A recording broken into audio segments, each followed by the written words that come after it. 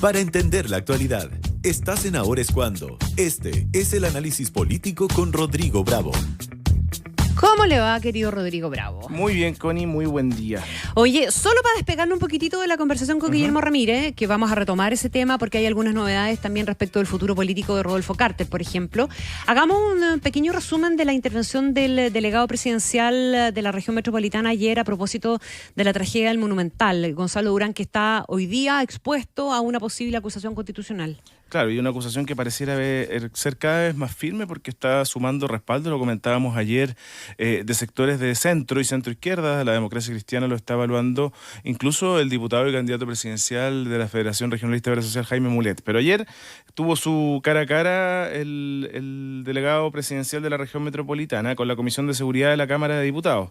Todo esto, por supuesto, ante el terrible fallecimiento de 2 personas en el partido Colo-Colo el pasado 10 de abril, creo, afuera, en las inmediaciones del estadio, y lo que pasó después al interior de la cancha.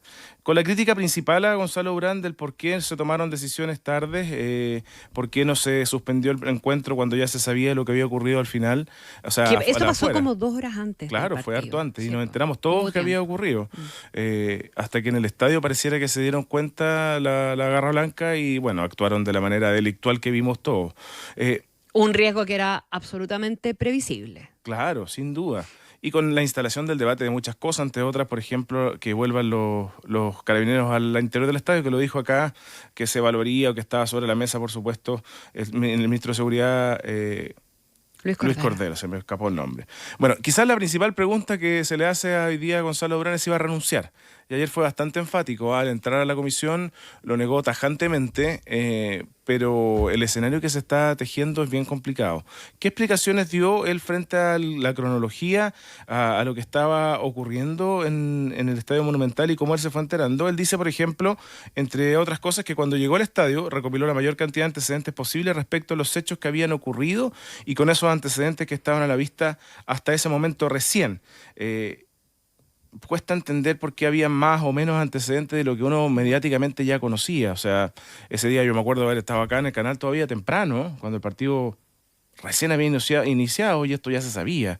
Un minutos antes ya habían llegado un par de videos, poca imagen hubo de esto, afortunadamente igual creo, de esta tragedia, pero los tiempos y los timings no parecieran coincidir con la efectividad del procedimiento que se tomó. ¿Es el delegado presidencial el responsable de suspender o dar autorización a los partidos? Entiendo que así es.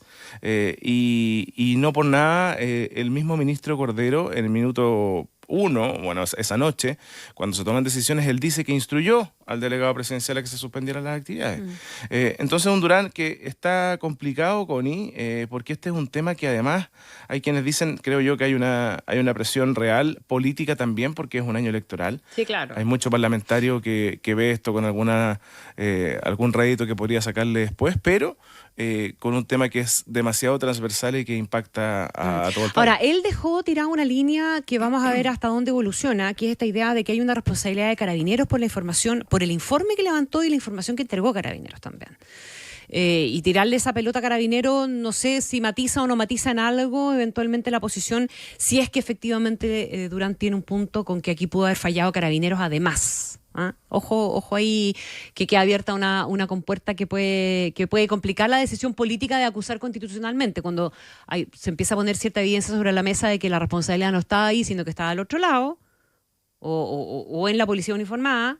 Eventualmente algo puede cambiar. Oye, un minutito, porque ayer hubo un avance significativo en la Comisión de Constitución del Senado del proyecto de reforma del sistema político, Sí. que no va a ser o no está haciendo lo que se planteó en un comienzo, pero que puede terminar siendo algo. Porque al menos avanzó. Algo. Era un paso que parecía bien difícil, aunque en la Comisión de Constitución del Senado, donde se estaba tramitando, había cierto consenso. Desde ahí nace la idea, entre otros, del senador Alfonso Durresti. Se aprueba en esta comisión, ayer se despacha para que la revise la Cámara de Diputados con algunos puntos clave, que son los que van a marcar esta discusión. Y quizás el principal, esto del umbral del 5% para obtener escaños en el Congreso, que los partidos cumplan con un mínimo, con un desde, para seguir siendo partidos políticos. está sobre la mesa la posibilidad que este mismo umbral baje en esta elección que viene si es que se logra aprobar y despachar antes de que los plazos coincidan para que se aplique en la primera vuelta presidencial, pero con el efecto en la parlamentaria, por supuesto, de noviembre de este año. Si se rebaja eso, pareciera ver que hay más consenso y mayoría para poder avanzar. Otra cosa que se agrega es que no se va a aplicar al partido que tenga escaños suficientes para sumar como mínimo 8 parlamentarios en el Congreso. No va a haber un número, sino que más bien hay una flexibilidad y que incluso se pediría que baje a un 4% de los votos válidamente emitidos. Ley orgánica constitucional que va a determinar los requisitos para constituir y disolver partidos, eliminar la imposibilidad de ser candidato a las personas que desempeñen un cargo directivo de naturaleza gremial o vecinal y la pérdida del escaño para aquellos parlamentarios que renuncien al partido político por el cual fueron elegidos. Ese yo creo que es uno de los puntos claves.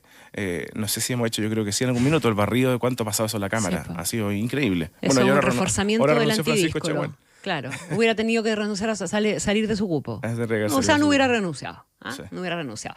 Oye, a propósito de eso, vamos a la situación en Chile Vamos después del anuncio de la propia Belén Matei de que esta primaria que se le llamó de cartón, improvisada, lo que tú quieras, finalmente no va a ser.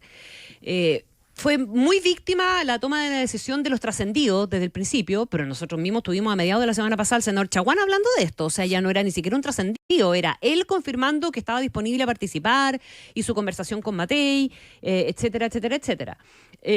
Hay dos cosas que van a ser súper noticiosas en relación con esto. Una, lo que le preguntábamos hace un ratito al presidente de la UDI, Guillermo Ramírez, esto que cuenta el propio Chechirane en su programa de radio cuando Pamela Giles le pregunta si es verdad que Belén Matei le ofreció participar de esa primaria. Sí. Y Chechirane dice que sí, que efectivamente habló con ella y que ella le ofreció ser parte de la primaria. Es una demostración más del grado de improvisación y de probablemente para algunos también un poquitito de desesperación, despelote o debilidad del que dio cuenta todo ese proceso. Sí. Eso es uno. Segundo, ¿por dónde va a ser candidato Rodolfo Carter? Sí, también hay ahí. Es muy probable que sea por la Araucanía. ¿Y por qué partido? Por el Partido Republicano. Por el Partido Republicano. Y tú iba a participar en una primaria de Chile Vamos y como no se hace esa primaria va a ser candidato por el Partido Republicano. O sea, hubiera hecho una primaria con el comillas enemigo político del sector. Y de hoy día más claro que nunca. Uno podría decir yo con el reporteo que Republicanos no se involucró en el periodo en que se definía la primaria. O sea, que no hubo conversaciones con Rodolfo Carter y así al menos lo pude chequear con lado y lado. Porque le han dado el espacio para que él tome la decisión. Una decisión que no debiese ser apresurada. Y creo que a diferencia de lo que se le ha cuestionado a Rodolfo Carter en otro minuto, que es muy comunicacional, que no se guarda nada y que sale rápidamente, ha estado bien silencioso desde que comenzó el proceso de definir la primaria y cuál va a ser su futuro político. Se abre esta opción, les decía yo, de ir a la Araucanía, porque en la región de Valparaíso está Arturo Esquella como carta del Partido Republicano, que podría ser, dicen algunos, una tremenda dupla incluso para doblar. En esa región RN ha doblado con el propio Chaguán, que arrastró al senador Pius, hoy día parte del Senado y que no va a la reelección.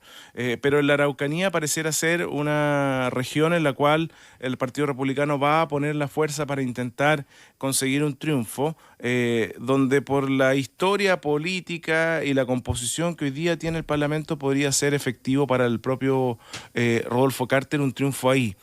Pero además desde Chile Vamos están intentando retenerlo.